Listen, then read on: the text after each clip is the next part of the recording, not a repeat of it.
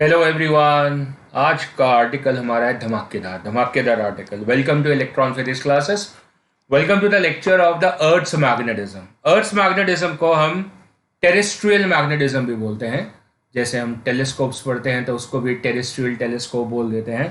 Terrestrial magnetism का मतलब हुआ अर्थ की टेरिटरी या उसके इर्द गिर्द आसपास जो अर्थ की मैग्नेटिक फील्ड है उसका रहस्य जानना, उसकी प्रॉपर्टी जानना, किस तरीके से लगती है, वो हमारे लिए क्यों जरूरी है, और अगर वो कहीं कम हो जाए तो फिर हमारी लाइफस्टाइल पे, हमारे ऊपर, हमारी हेल्थ पे, हमारे गैजेट्स पे क्या असर पड़ सकता है। All this idea suppose to be explored in this article which is labelled as the terrestrial magnetism. Magnetism is basically an idea exhibited by the magnets. Magnets जो प्रॉपर्टी बिहेव करते हैं, जो शो करते हैं, उसी को हम क्या बोलते हैं? That is suppose to be the magnetism. Right. So earth का मैग्नेटिज्म इस वजह से है शायद क्योंकि अर्थ भी खुद को एक मैग्नेट की तरह हमारे सामने पेश करता है। Yes my dear, earth itself behaves as a magnet and it's a pretty large magnet because the earth size is very large. So earth behaves as a magnet and so it has magnetic properties जो कि हम देखते हैं किस तरीके से through the magnetic field lines. Are they visible? No, no, no. The magnetic field lines are not visible. They are an idea, they are a concept जिससे हम मैग्नेटिज्म को फील करते हैं। So, can we hear them? So NASA recently proved that recently मतलब काफ़ी time हो गया। so Themis उनकी एक सैटेलाइट है, उसके through they have space station में they have proven that like the magnetic behavior basically produces some kind of the sounds also. Magnetism जो फिजिसिस्ट स्टडी करते हैं उनका एक स्पेसिफिक नाम होता है। क्या नाम होता है कि आप जानते हैं? नहीं सुना होगा आपने नाम, आई डेयर, आपने नहीं सुना होगा नाम। They are known as paleomagnetist. Yes, you heard it right for the first time in your life. They are known as paleomagnetist. So next time someone comes and say that I wish to become a paleomagnetist, so please don't laugh because he's saving your life. He's actually saving your life. He's actually telling you that why you are alive today, a paleomagnetist. So, Carl Friedrich Gauss was kind of a paleomagnetist, and the rich physicists, rich in knowledge physicists who are working at NASA are supposed to be the paleomagnetists. अर्थ की layers हैं, atmosphere की बहुत सारी layers हैं, तो उसके अंदर से एक बड़ी विचित्र सी लेयर है जिसको हम बोलते हैं magnetosphere. And then magnetosphere is basically the interest of paleomagnetist. While I talk you through, I think I should give a visual to you about what NASA basically talks about. They talk about the space weather. Right? They explore the weather. The imagery which you are checking over there is about something which is known as an invisible magnetic shield. An invisible magnetic shield which is around Earth. As I said that this invisible magnetic shield, which is basically a magnetic field, electromagnetic field, it basically vibrates, keeps on vibrating, it keeps on oscillating. And so it seems to be vibrating like a drum. And that's what the NASA scientists basically believe that because of the stretchings of the magnetic layers, they can basically come to a conclusion about ideas. If you look at the magnetospheres, you will find so many terms over there. So many terms like a Van Allen radiation belts, completely protective shield. It is beautiful. I just tell you, it's beautiful. When you look at it, aurora is a part of the behavior of the Earth's magnetic field. We'll be covering that aurora in any other lecture, in any other video. This is how this radiation belts look like as is visible to you on the screen, the radiation belts. And this is the aurora which you can see. This all is an idea, which is a beautiful idea. People go and visit the aurora australis and aurora borealis. One is near the Greenland and second is near the southern Australia. They visit. It's like a tourist destination over there. So let's begin over there with this idea. I've given you enough to make a curious lecture, enough to generate a curious lecture for you. So now I will be focusing upon the article of the magnetism with this, and see the traces of the Earth's magnetic field was found ages beyond. As early as a 500 BC, if you can see on the note, as early as a 500 BC, people had discovered that there were traces of magnetism. There was a particular stone like lodestone and a magnetite, which were basically having directional properties, or magnetic properties, attractive properties. So they existed in 500 BC.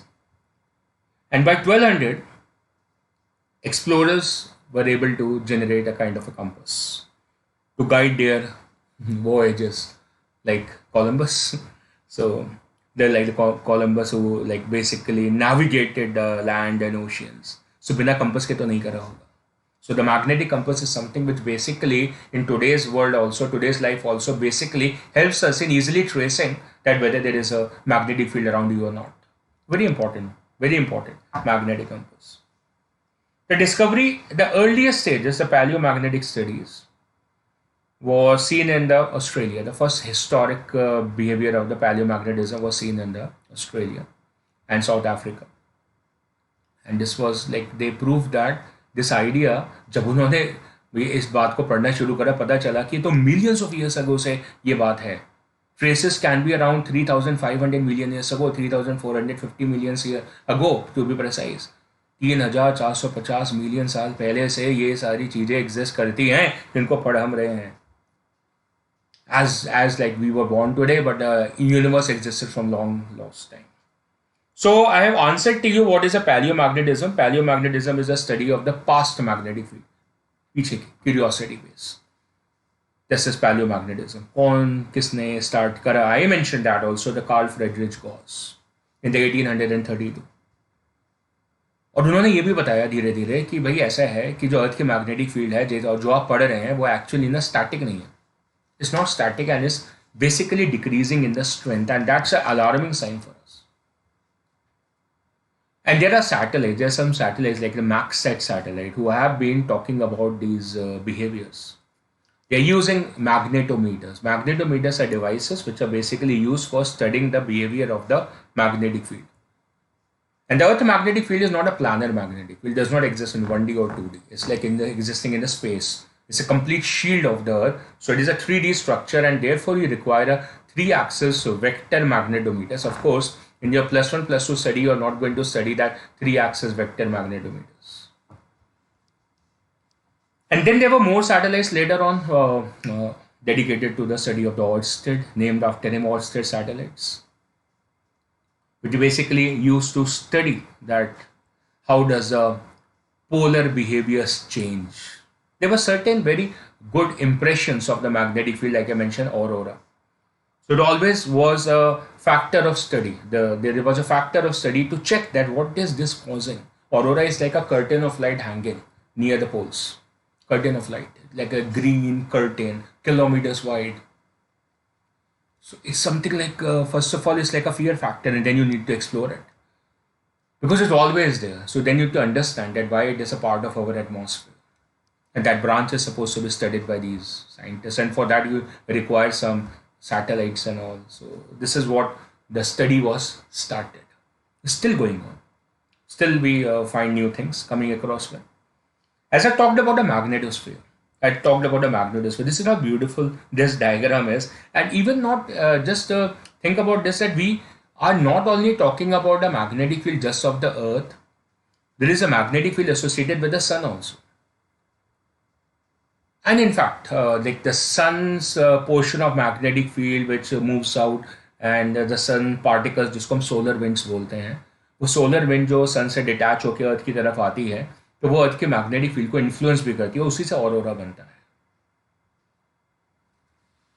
In fact, physicists have also studied the magnetosphere of other planets also, and we have a very beautiful pattern of rings in Saturn.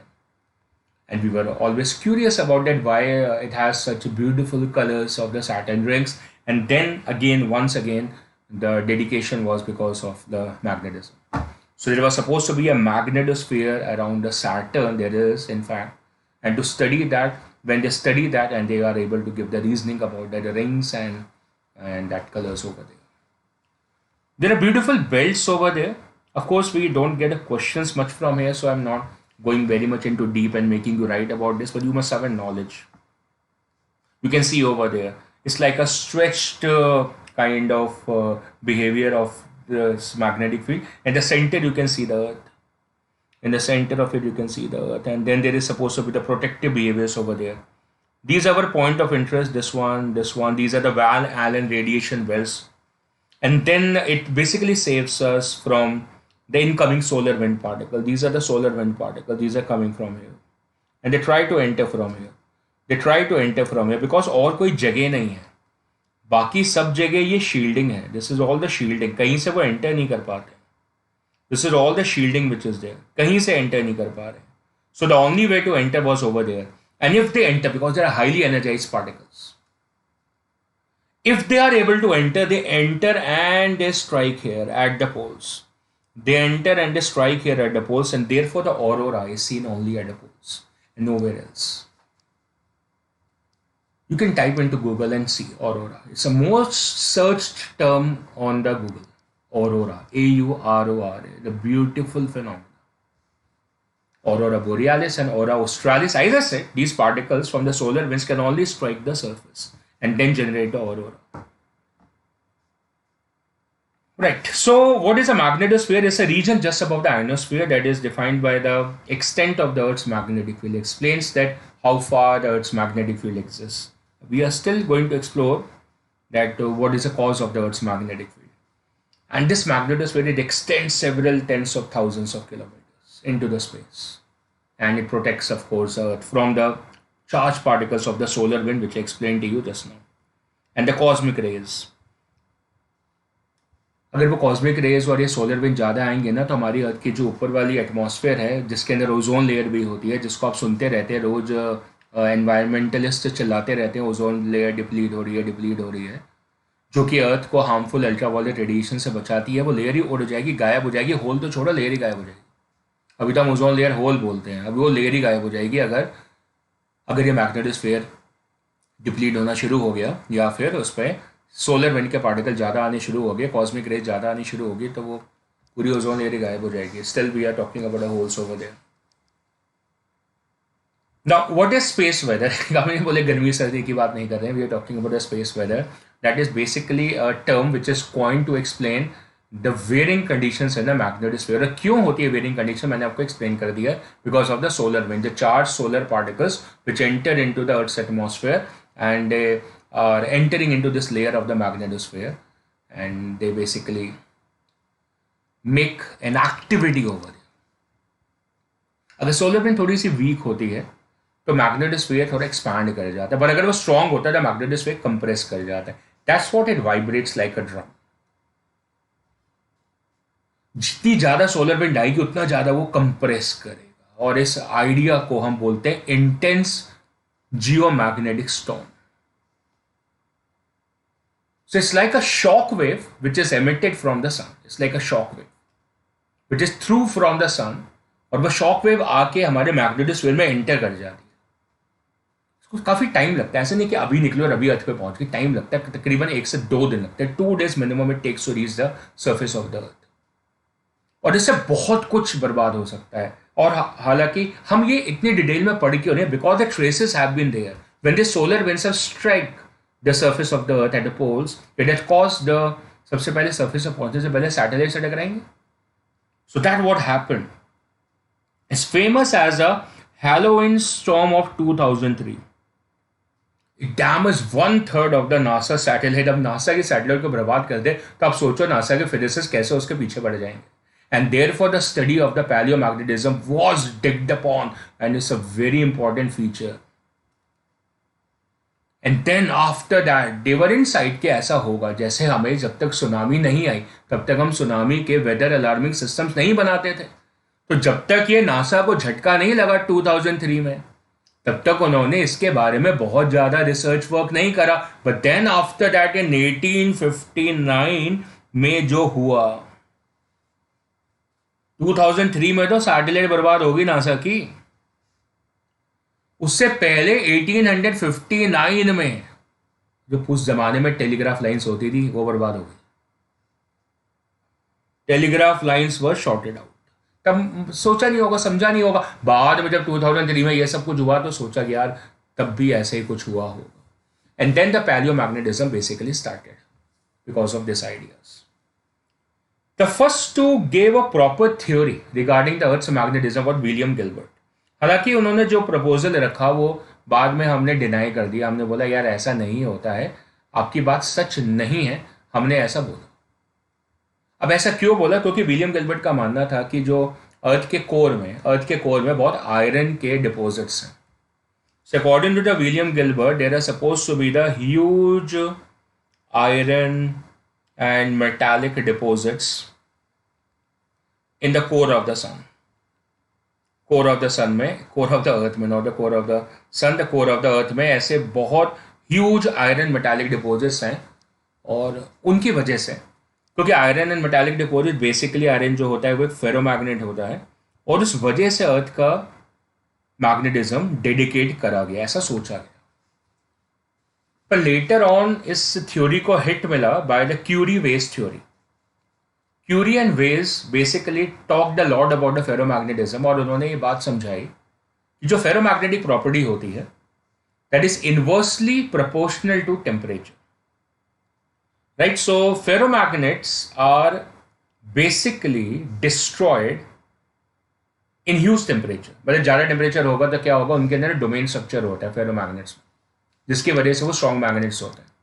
लेकिन जब आप उसको heat करते हैं, temperature increase करते हैं, तो वो डोमेन स्ट्रक्चर डिस्ट्रॉय हो जाता है, जिसकी वजह से वो जो मैग्नेट होता है वो परमानेंटली डिस्ट्रॉय हो जाता है, उसका मैग्नेटिज्म खत्म हो जाता है। तो अर्थ के कोर का टेम्परेचर बहुत हाई है because the metals and the iron over there is in the molten state. इसका मतलब टेम्परेचर बहुत हाई है, और हाई टेम्परेचर में हालांकि वहाँ आयरन है पर मोल्टन स्टेट में है ना, तो इसका मतलब टेम्परेचर हाई है, तो फेरोमैग्नेटिज्म एग्जिस्ट नहीं कर सकता है।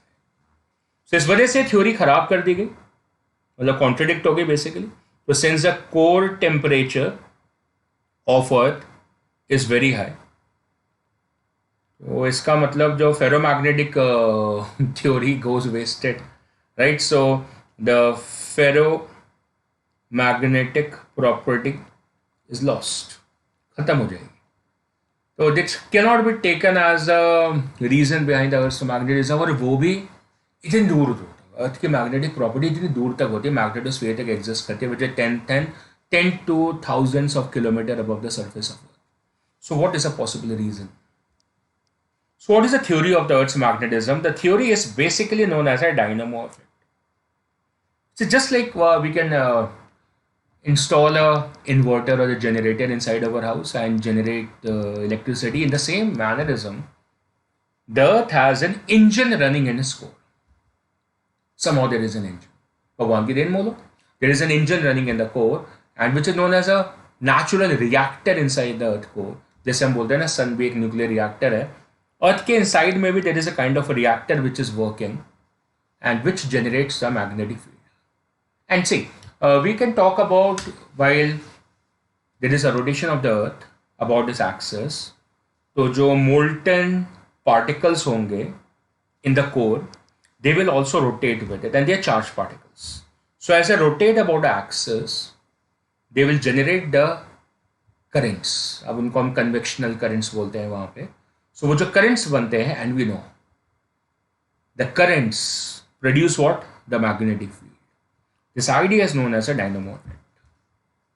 So let's read it. It says the Earth gets its own magnetic field lines because of the presence of metallic fluids that are present at the outer core as well as in the inner core. The outer core consists of the molten iron, while the inner core has the solidified elements over there. So ये मतलब core के भी हिस्सों की बात हो रही है, कोर का आउटर, कोर का इनर, उसकी बात हो रही है वो पूरा कोर की बात हो रही है, क्रस्ट की बात नहीं हो रही है। तो कोर के अंदर भी लेयरिंग्स होती हैं, तो उसके अंदर एक सॉलिडिफाइड एलिमेंट भी होता है और मोल्टन भी होता है, राइट। सो जो मोल्टन है, जो कि घूम रहा है, जिसकी वजह से फ्लूइडिक मोशन है, जिसकी वजह से करंट एस्टैब्लिश हो रहा है, उसकी वजह से मैग्नेटिक फील्ड क्रिएट होती है। So the idea is supposed to be the convection currents of the molten iron and the nickel in the Earth's core. These currents have streams of charged particles, as I explained to you, and generate the magnetic fields. Right? So These magnetic fields does not allow the solar charged particles to enter our atmosphere, and this generates the magnetoshield around the earth. So create कहाँ से हुई है? Because of the motion of the elements inside the earth's core, which is equivalent to the current carrying loops which generate the magnetic field which exists as far in the magnetosphere, which does not allow the solar wind particles to enter into our earth atmosphere. Hence it behaves as a shield. And if the shield was not there, our atmosphere will be completely destroyed and there won't exist any life on the surface of earth, just like there is no life on the Mars.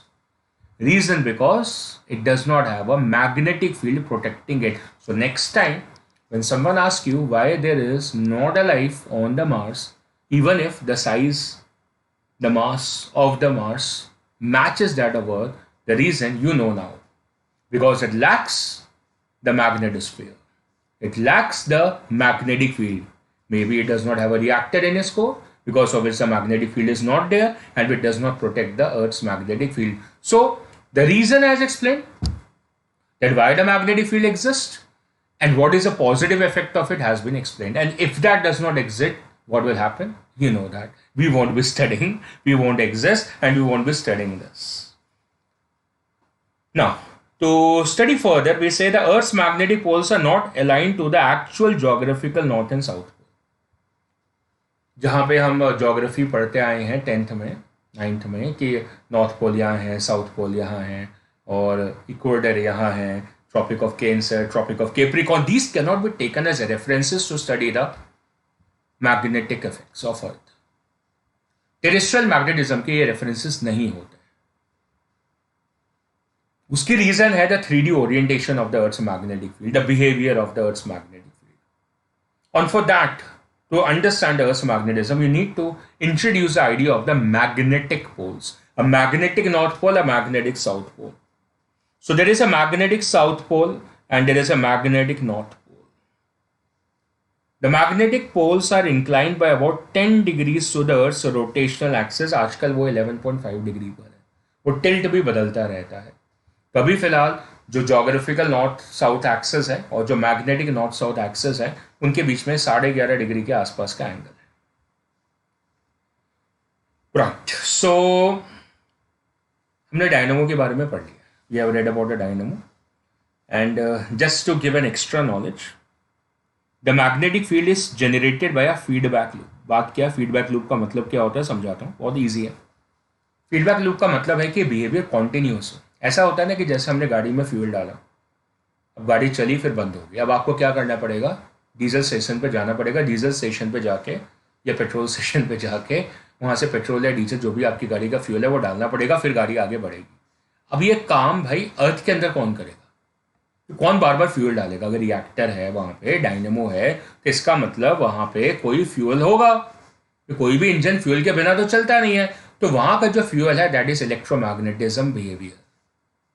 वहाँ का जो fuel है that's electricity as a fuel for magnetism and magnetism as a fuel for electricity. They complement each other. This idea, of course, as an irony, will come in the next chapter in the EMI, electromagnetic induction, and in the Maxwell electromagnetic behaviors. What happens कि जो current carrying loops हैं, जो current carrying coils basically current carrying loops हो गए, they generate the magnetic field which is known as the Ampere circuit law. We know that. Integral B dot dl equal to mu naught into y. Current होगा तो magnetic field होगी. अब क्या होता है, ये मैग्नेटिक फील्ड स्टैटिक नहीं है, ये चेंज होती रहती है क्योंकि वो चार्ज पार्टिकल भी अंदर ऑसिलेट होते रहते हैं, उनके प्लेन भी चेंज होते रहते हैं. Because of which the magnetic field which is there is suppose to be also changing. The magnetic field is not the same as it was before. It keeps on changing, जैसे हम बोल रहे हैं कि अभी डिके कर रही है. So the changing magnetic field generates an electric field. This is an idea which is generated by Faraday law, and you will read this in electromagnetic induction. So paleomagnetism may be one of the reasons to study this idea of the Faraday laws. So changing magnetic field and flux generates an electric field. Beautiful idea. And electrical and magnetic fields exert a force on the charges. वो एक electrostatic force भी होगी, एक magnetic force भी होगी, जिसको कुल मिला के हम लॉरेंट्ज फोर्सेस बोलते हैं. So this is a whole behavior of it. See, the idea given by the Maxwell is that a varying electric field produces a varying magnetic field, and a varying magnetic field produces a varying electric field. So they are source of each other. Repeating again, अगर आप electrical field को very करोगे उससे electrical flux very होगा, उससे magnetic field generate होती है, और अगर मैग्नेटिक फील्ड जनरेट जो हो रही है वो वेरी करे तो मैग्नेटिक फ्लक्स वेरी करता है, और मैग्नेटिक फ्लक्स के वेरिएशन से इलेक्ट्रिक फील्ड जनरेट होती है. दोनों को इंड्यूस बिहेवियर बोलते हैं. अब आप क्या करो कि जो इलेक्ट्रिक फील्ड है वो पहले से साइनोसॉइडल बिहेवियर टाइप की हो, मतलब पहले से वेरी करती हो. तो साइनोसॉइडल बिहेवियर एक वेरिएशन बिहेवियर है, जैसे E equal to E0 sine omega T. तो अगर वो वेरी करी तो इसका फ्लक्स भी वेरी करेगा. तो डेफिनेट से बात है कि there is a variation of electric field, तो उससे मैग्नेटिक फील्ड इंड्यूस हो जाएगी. लेकिन उससे जो मैग्नेटिक फील्ड बनेगी वो इटसेल्फ साइनोसॉइडल होगी, या मतलब साइन फंक्शन के हिसाब से या कॉस फंक्शन के हिसाब से वेरी करेगी. तो उसका मैग्नेटिक फ्लक्स भी वेरिएबल आएगा. तो उस वजह से जो इलेक्ट्रिक फील्ड इंड्यूस होगी वो भी वापस से साइनोसॉइडल हो जाएगी. तो ये बिल्कुल सही हो जाएगा. Sinusoidal electric field generates a sinusoidal magnetic field by induction by the variation effect, and a varying or sinusoidal magnetic field will in turn generate what? The sinusoidal electric field, and that's what is known as a feedback loop. This never ends. This never ends, so you're living. If this ends, oh, you are also gone. So that's an idea of the dynamo. और उसका fuel मैंने आपको समझा दिया. इसका fuel वो नहीं है कि कोई एविएशन फ्यूल डाल दिया या पेट्रोल डीजल डाल दिया, CNG डाल दिया एनवायरमेंट प्रोटेक्ट करने के लिए, ऐसा कुछ नहीं है. The fuel is suppose to be the electromagnetic behaviour, the complementary behavior of the electricity towards the magnetism, and vice versa. So there is so much. This is a scripts from exactly from the NASA pages which I have produced over here. The core of the Earth is an electromagnet, which I told you, and the same things which I have told you has been written over there. So this is nothing new which is there. So I am skipping this idea. Alright, so it says that by the time the field effect reaches the surface of the Earth, it has weakened a lot, but it is still strong enough to keep your compass needle working. वो तो natural से बात है ना कि magnet के near by पे field strong होगी, दूर जाएंगे तो फील्ड वीक हो जाएगी. ये तो नेचुरल से बात है. तो जो भी कॉज है, जो डायनामो है, वो तो सेंटर पे है. जैसे वाईफाई का सिग्नल याद रखा है तो दूर जाके तो वीक होगा, पता ही है. इनवर्स स्क्वायर लॉस लगते हैं, पता है ये बात हमें. तो यही कह रहा है कि कोर से जो मैग्नेटिक फील्ड जनरेट हुई है, बाहर पहुंचते पहुंचते कोई भी फील्ड लाइन देखो यहाँ पे डाइवर्ज हो रही है, तो बाहर तक सरफेस तक पहुंचते पहुंचते वीक हो जाती है, लेकिन फिर भी इतनी स्ट्रांग होती है कि आपके जो मैग्नेटिक कंपास होते हैं वो फिर भी काम कर पाएंगे. राइट, तो चलो आगे रीड करते हैं कि फिर ये अर्थ के मैग्नेटिक फील्ड होती कितनी है, कहाँ पे? वो सरफेस पे. भाई देखो, कॉज तो अंदर है, cause is inside, but we are still talking at the surface, क्योंकि हम तो सरफेस पे रहते हैं, कंपास तो सरफेस पर रख के चलाएंगे. So the magnetic field at a surface ranges from 25 to 65 microdesla, and so that is around 0.25 to 0.65 gauss. So अगर आपको न्यूमेरिकल्स आएंगे ना तो आप देखेंगे अराउंड इतनी वैल्यूज यूज करी होंगी, कई बार 0.4 0.54 ऐसी वैल्यूज यूज करी होंगी. अलग अलग लैटिट्यूड पे अलग अलग वैल्यूज होंगी. यू माइट बी वंडरिंग ना कि सबसे ज़्यादा वैल्यू कहाँ पर होगी, सबसे कम कहाँ पर होगी. तो मैं क्यूरियोसिटी खत्म कर देता हूँ. सबसे ज़्यादा वैल्यूज होती है पोल्स पे. तो ये जो 0.65 गॉस की वैल्यू होगी वो पोल्स पे मिलेगी, जहाँ पे मैग्नेटिक एक्टिविटी बहुत स्ट्रांग होती है. अरे याद आया, ये तो हमने परमानेंट मैग्नेट के आर्टिकल में पढ़ा है कि जो मैग्नेटिक पोल्स होते हैं वहाँ पे एक्टिविटी ज़्यादा होती है, मतलब वहाँ पे मैग्नेटिक फील्ड स्ट्रांग होगी. So 0.65 gauss is at the poles, the geomagnetic poles, that is at the magnetic north pole and the magnetic south pole, and 0.25 is supposed to be where at the equator, right? So अर्थ की magnetic field अगर है तो अर्थ का magnetic movement भी होगा. We will come to that also, right? So this is how it is exactly what I have explain to you. जो हमारे fridge पे जो मैग्नेट लगा होता है मैंने लास्ट लेक्चर में बोला था, तो जो स्ट्रॉन्ग रेफ्रिजरेटर मैग्नेट जो होता है वो कहीं 100 गॉस का होता है, 100 गॉस का. So that's pretty strong magnet हम बनाते हैं. ये अर्थ की नेचुरल है जो हम बना रहे हैं, और ये हम बनाते हैं 100 Gauss. Can you just imagine how strong it is, 100 Gauss. But still that 0.25 to 0.65 Gauss value, this value ज़्यादा दिखाने के लिए ना हम इसको कैसे लिखते हैं, देखो ध्यान से, मुझे ज़्यादा देखो, ज़्यादा दिखाने के लिए कि वैल्यू ज़्यादा है हम उसको नैनो टेस्ला में लिखते हैं.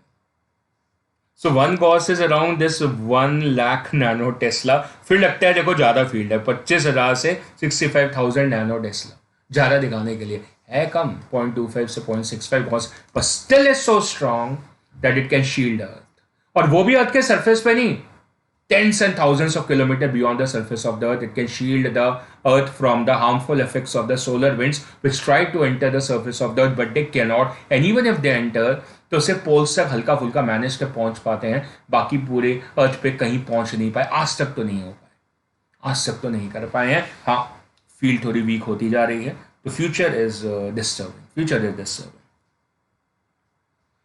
अब बात क्या है कि डायनमो ना, डायनमो उसका ना डायरेक्शन चेंज हो रहा है, is been changing, another dramatical effect is there.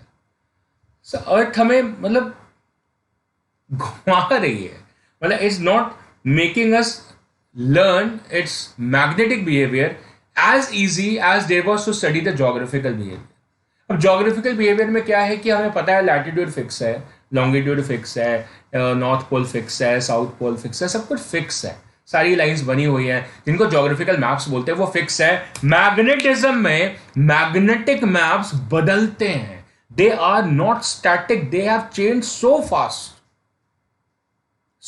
That you have to resketch them. तो एक एल्गोरिथम, सॉफ्टवेयर बनाना पड़ता है जिसे प्रेडिक्ट हो, तो प्रेडिक्शन के लिए पहले हिस्ट्री देखनी पड़ती है ना, नहीं तो मैग्नेटिक एक बार ज्योग्राफी वाले ने बना दिया बस खत्म हो गए, ऐसे ही हैं, ऐसे ही रहेंगे जीवन भर। But magnetic maps keeps on changing with the time, and that's the task of the paleomagnetists. So the whole idea is basically to design the magnetic maps. Lines basically. देखो सबसे इंपॉर्टेंट चीज आपने इलेक्ट्रिसिटी में क्या पढ़ी, electric field lines, current density lines. Magnetism में magnetic field line अभी भी वही है, अभी भी वही है, उनके कंटूर से, उनके बिहेवियर से आप मैग्नेटिज्म पढ़ते हैं। लेसर फॉर्मूलाज हम पूरे इस आर्टिकल में बहुत कम फॉर्मूले पढ़ेंगे, ideas are more important. The behavior of the earth as a magnet is more important। तो पहले भी तो पढ़ा है, एक करंट कैरिंग कॉइल मैग्नेट की तरह बिहेव करती है, क्या नई बात है हमारे। अर्थ के पोल्स होते हैं, अर्थ के पोल्स हैं, पर that poles have got reverse, बार बार रिवर्स हो जाते हैं, मतलब अर्थ के अंदर का डायनामो चेंज हो जाता है। तो बहुत सिंपल सी बात हो, अगर करंट ऐसे घूम रहा हो तो ये मैग्नेटिक मूवमेंट ऐसे है, और करंट रिवर्स घूमे तो मैग्नेटिक मूवमेंट रिवर्स हो जाएगा, तो पोल्स भी रिवर्स हो जाएंगे, क्योंकि जो मैग्नेटिक मूवमेंट होगा वो साउथ से नॉर्थ होता है ना, है कि नहीं है, साउथ से नॉर्थ होता है, तो वो रिवर्स हो जाएगा, it is going to reverse. So it has happened many times, it keeps on happening. इसका मतलब कन्वेक्शनल करंट्स अंदर अपना डायरेक्शन बदलते रहते, प्लेन शिफ्टिंग होती रहती है, प्लेन रिवर्स हो जाएगा, इनकैप रिवर्स हो जाती है, प्लेन ही रिवर्स होता रहता है, जियोमैग्नेटिक टेसल होती रहती है, अर्थक्वेक्स भी तो आते रहते हैं, शिफ्टिंग्स भी तो होती रहती है। सो कॉम्प्लेक्स बिहेवियर है, वो पार्ट ऑफ हमारे स्टडी अभी नहीं है। आप चाहें तो आप एक्सप्लोर कर सकते हैं, if you want to be a paleomagnetist, आप एक्सप्लोर कर सकते हो उस आइडिया को। अभी के लिए नॉलेज के लिए बता दें कि अर्थ की मैग्नेटिक फील्ड का बिहेवियर चेंज होता रहता है, इनफैक्ट उसके पोल्स ही बदल जाते हैं। So earth magnetic poles do not stay at in one place. तो 20 साल पहले जहां थे आज वहां नहीं है। कई बार अर्थ की पूरी मैग्नेटिक फील्ड पूरे डायरेक्शन में चेंज हो जाती है, जहां साउथ था वहां नॉर्थ था, वो अब नॉर्थ होगा वहां साउथ होगा, चेंज हो जाती है पूरी। और पिछले 20 मिलियन सालों में 70 बार, क्या बोल रहा हूं मैं, पिछले 20 मिलियन सालों में 70 बार ये एक्टिविटी हो चुकी है, ऐसा हमारा अंदाजा है। कोई इसको देखने के लिए जिंदा तो है नहीं, तो कोई ऐसा कोई दादा परदादा है नहीं हमारे जो बताएं कि नहीं भाई ऐसा हुआ था, ऐसा कुछ नहीं है। This a prediction chart that over 70 times this has happened in over the 20 million years. So at present क्या सिनेरियो है जो हमें थोड़ा अलार्मिंग है, the geomagnetic field is becoming weaker, and अभी जो डिटोरेशन है उसके एक परसेंटेज है कि 150 सालों में तकरीबन 10 से 15% कम हो गई है। सो जब तक हम जिंदा है तब तक तो कुछ होने वाला है नहीं, है ना, पर फ्यूचर जनरेशन हमारी नेक्स्ट भी नहीं, थोड़े है ना, थोड़े जब हम परदादा कहलाएं तब तक वाली जनरेशन को काफ़ी असर पड़ जाएगा। So the quality of life is going to deteriorate like anything, because gadgets will stop working, you will have to create some extra effects, मतलब आपको आर्टिफिशियल मैग्नेटिक इफेक्ट्स को जनरेट करना पड़ेगा जो कि अभी नेचुरल है, नहीं तो प्रॉब्लम आने वाली है, नहीं तो it's a huge problem which is going to come. So मतलब काफ़ी सारी वैल्यूज़ कम होती गई हैं, एंड हम उसके ऊपर ज़्यादा दिमाग नहीं लगाएंगे। I will like to show you. Just watch this. Just watch this. See this. This is what the Wikipedia has shown to us, that how does the magnetic field lines keeps on changing. This is with the years, with the passing years, they have shown this particular behavior graphs. And that's why the geographical maps and the magnetic maps are not exactly the same. As you can see, this is changing. This is keeping on changing. And angle A declination, ऊपर जो है ना वो declination angles है, वो angle बदलते जाते हैं. The contours keeps on changing. That's how Earth's magnetic field is like. So that's what I was telling you, that the behavior is quietly and largely different from the geographical behavior. आप wonder कर रहे होगे कि sir बार बार geographical behavior को क्यों mention कर रहे हैं. देखो ऐसा है, हम जहाँ रहते हैं वहाँ का एक पर्टिकुलर लैटिट्यूड है और वहाँ पे अर्थ की कितनी मैग्नेटिक एक्टिविटी है वो उस लैटिट्यूड के साथ में कहीं ना कहीं लिंकअप होती है. कि जब ये आर्टिकल फिनिश होने लगेगा तो मैं उस बात से आपको रिलेट करूंगा. The geography meeting the magnetic behaviour will be there. इसलिए हम ज्योग्राफिकल बिहेवियर को बार बार मेंशन आउट कर रहे हैं. सो moving ahead, now I am reaching to the compass. What is a compass? A compass is a device which basically helps us in detecting and giving us a direction of the magnetic field, a net magnetic field in a given region. तो usually हम उसको एक magnet के colour से ही denote करते हैं. जैसे एक रेड पार्ट है उसके अंदर, देखो there is a red part in this, and is that's red part is basically used for telling us the geographical north. So the red pole of the magnet is pointing towards the geographical north.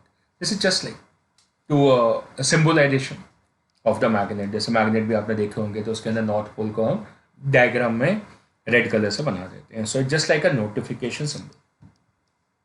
होता क्या है, compass needle में horizontally use करते हैं. उसकी needles होती हैं, एक ही नीडल होती है basically. See this, it is like this. एक पॉइंटर है बेसिकली लाइक दिस. ये सेंटर पे हिंज होता है like this.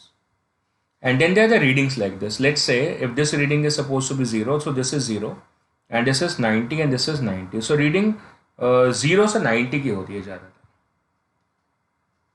And so when it deflects, so let's say it deflects, so it gives a double set of readings. It gives a double set of readings like this. So it will be like, say if it is 30 degrees over there, so this will be also 30 degrees over there like this. So it's a double set of readings as it deflects. Right? Clear hai? And it always points towards the north. That means it's deflecting here, that means the north is here.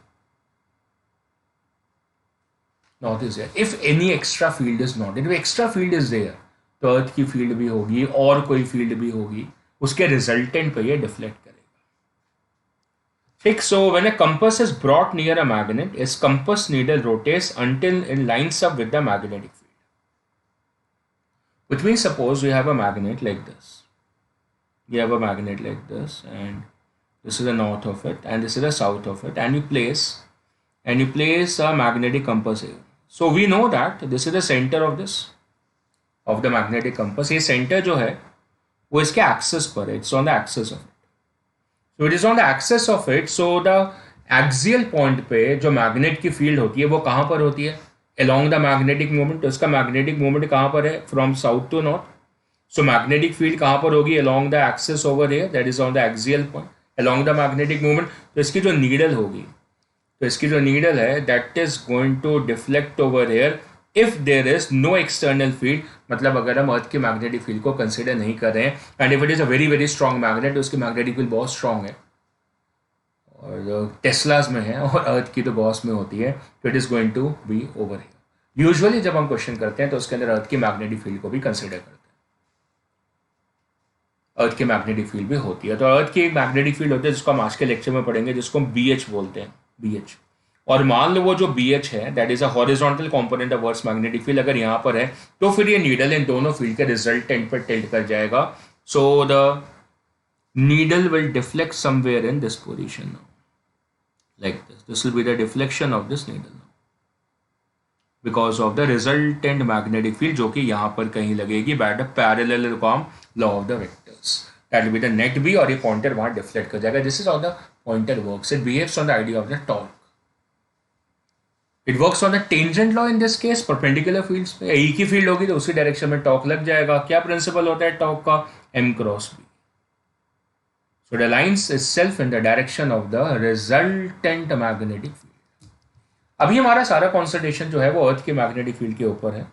सो शुरू करते हैं earth के magnetic field के behaviour को understand करना. So see, there is a north magnetic pole and there is a north geographical pole. So this is what you study in the geography. This is a geographical north pole and this is a geographical south pole. This one, इसको हम बोलते हैं geographical axis. What is this? It's a geographical axis. What is a geographical axis? Which connects the geographical north and the geographical south, right? Perfectly right.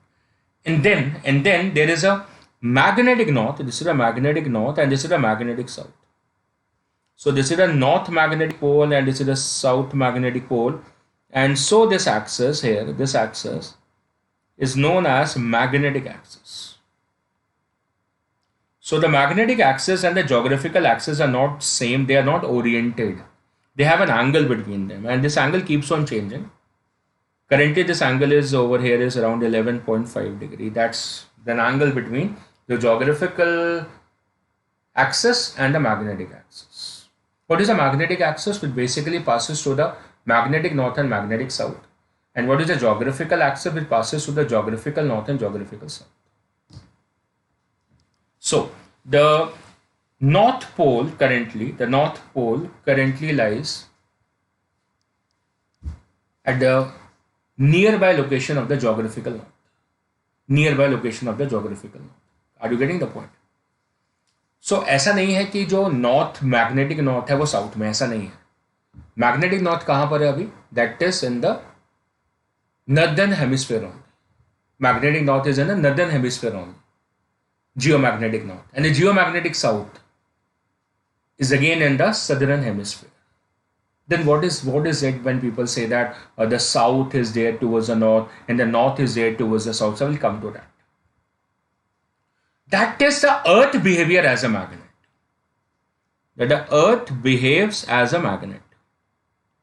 So it behaves as a magnet. So if it is behaving as a magnet, it must have the poles. So there comes the knowledge. Now the south pole of the earth as a magnet is towards the magnetic north. Getting the point? This is your mother earth, right? And let's say that this is the magnetic axis. Let's for example, it's a magnetic axis. And this is the location of the geographical north and this is the location of the geographical south. For example, it's deviated from the geographical south and geographical north.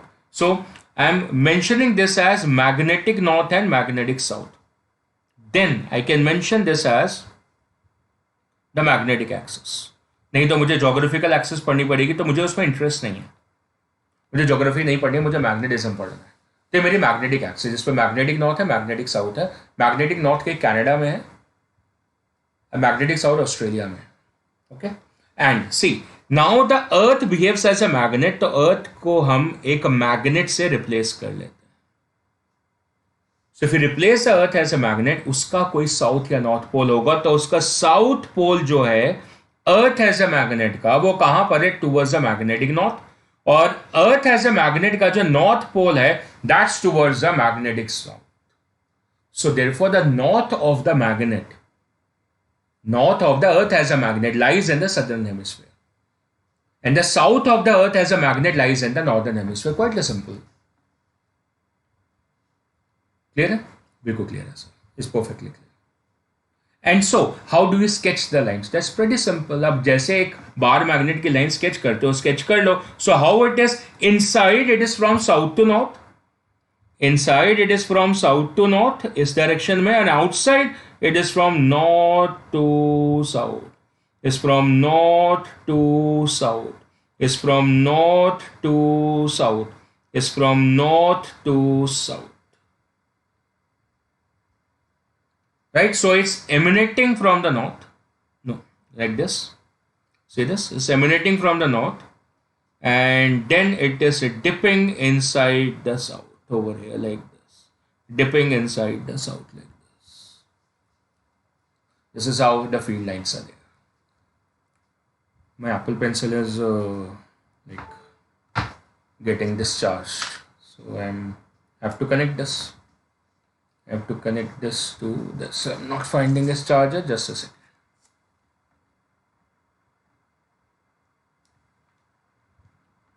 Right. No, it will not work while it is charging. It is not going to work.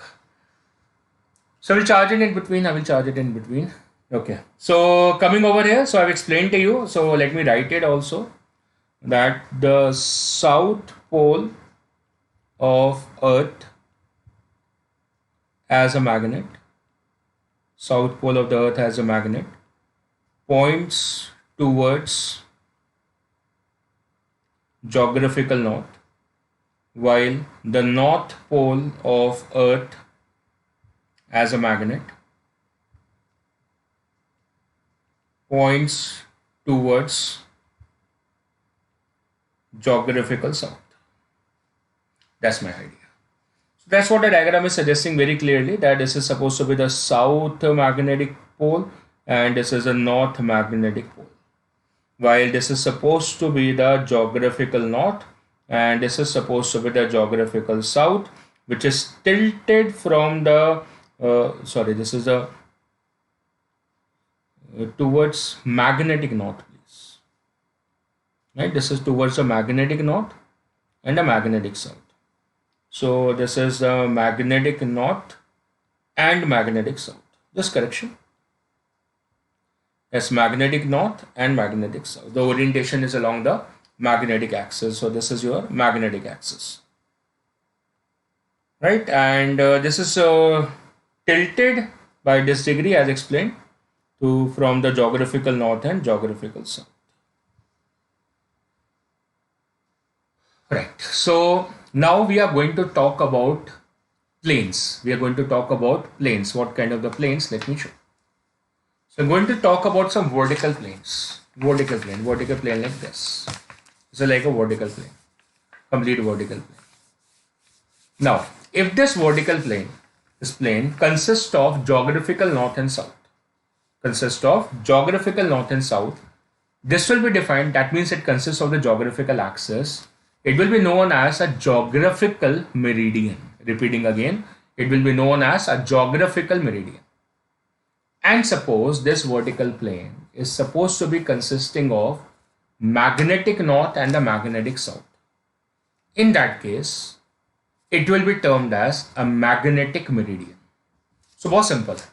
A vertical plane passing through geographical north and geographical south will be defined as a geographical meridian. Geography पढ़ो उसमें. And a vertical plane passing through the magnetic north and magnetic south is going to be a magnetic meridian.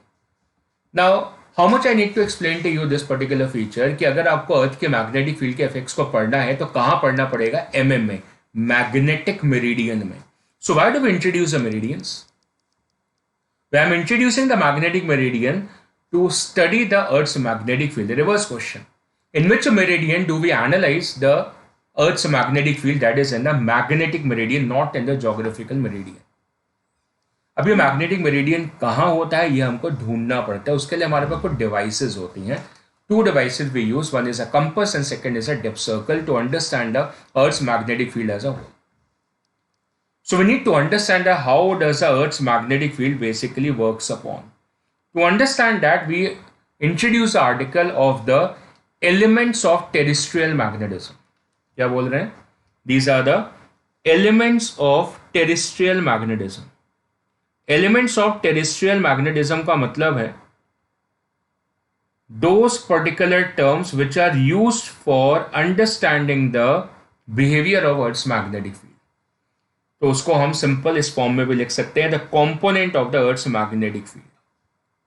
ज्यादा बढ़िया language ये है, that is elements of the terrestrial magnetism. The terms which are used for analysing and studying the earth's magnetic field. तीन होती है, there are three, और इन्हीं से आपके मैग्नेटिक मैप्स भी बन जाते हैं. The first one of it is known as the magnetic declination. The second is magnetic inclination, जिसको हम कॉमन लैंग्वेज में एंगल ऑफ डिब्बी बोलते हैं. And the third is known as horizontal component of earth's magnetic field, जिसके बारे में काफी दिनों से आपके साथ में डिस्कशन कर रहा हूं। इसको हम H से भी डिनोट करते हैं और कई बार BH से भी डिनोट करते हैं, दोनों सिंबल से यूज करा जाता है। The horizontal component of the earth's magnetic field. So 3 दो उसमें से एंगल है और एक अर्थ के horizontal component of magnetic field है which influences basically the magnetic compass. Magnetic compass को हम हॉरिजॉन्टल यूज करते हैं तो उसके ऊपर horizontal component of earth field ही यूज होती है बस। तो फिर वर्टिकल वाली स्टडी क्यों करते हैं? Why do we study it? So I introduce first of all the meridians. दो तरीके के मेरिडियंस है। First of all is a magnetic meridian, second is a geographical meridian. तो ऑलरेडी 2 बार 3 बार समझा दिया है, तो आप देख सकते हैं बड़े आराम से। ये आपका ज्योग्राफिकल नॉर्थ पोल है, ये आपका ज्योग्राफिकल साउथ पोल है। तो ये ज्योग्राफिकल मेरिडियन है क्योंकि वो ज्योग्राफिकल नॉर्थ और ज्योग्राफिकल साउथ को कनेक्ट करने वाला एक वर्टिकल प्लेन है। और दूसरा मैग्नेटिक मेरिडियन है जहां पे मैग्नेटिक नॉर्थ और मैग्नेटिक साउथ है, उसको कनेक्ट करने वाली मैग्नेटिक एक्सिस है, उसके थ्रू जो वर्टिकल प्लेन है उसको हम क्या बोलते हैं? Magnetic meridian. तो दोनों के बीच में डेफिनेटली एक एंगल है, दोनों के बीच में एक एंगल है, दोनों वर्टिकल प्लेन है। मान लो एक ये देखो, एक ये भी वर्टिकल है और ये भी वर्टिकल है, दोनों वर्टिकल है। तो दोनों के बीच में कोई एंगल होगा, ये ऐसा एंगल देख रहे हो आपको, है ना? यहाँ जो एंगल होगा ये एंगल, तो ये दोनों क्या है? वर्टिकल है। ये भी वर्टिकल, ये भी वर्टिकल। एक इस करने से क्या है? Magnetic meridian. एक इस करने से क्या है? Geographical meridian. दोनों के बीच में एंगल है, ये angle.